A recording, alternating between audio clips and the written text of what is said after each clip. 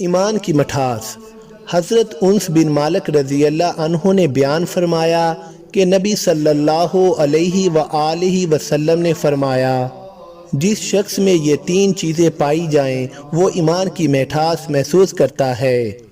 جو شخص کسی آدمی سے محبت کرتا ہے کسی مفاد کے لیے نہیں بلکہ صرف اللہ تعالیٰ کی رضا کے لیے، جسے اللہ تعالیٰ اور اس کا رسول ہر چیز سے زیادہ پیارے ہوں، جس شخص کو آگ میں کود جانا کفر کی طرف لوٹ جانے سے زیادہ پسند ہو جبکہ اللہ تعالیٰ نے اس کو کفر سے نکال لیا ہے۔ حدیث نبوی، نبی اکرم صلی اللہ علیہ وسلم نے فرمایا، ہر آنکھ زناکار ہے، اور عورت جب خوشبو لگا کر مجلس کے پاس سے گزرے تو وہ بھی ایسی ہے، یعنی وہ بھی زانیہ ہے۔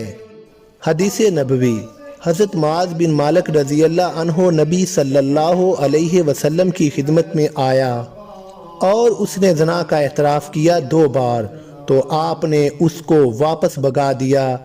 وہ پھر آیا اور زنا کرنے کا 2 بار اعتراف کیا، تب آپ نے فرمایا، تو نے اپنے اوپر 4 بار شہادت دی ہے، اسے لے جاؤ اور رجم کر دو۔ کہلانے میں محتاج کو خیرت کیسی، شرم اتنی ہے کہ بندہ تیرا کہلاتا ہوں۔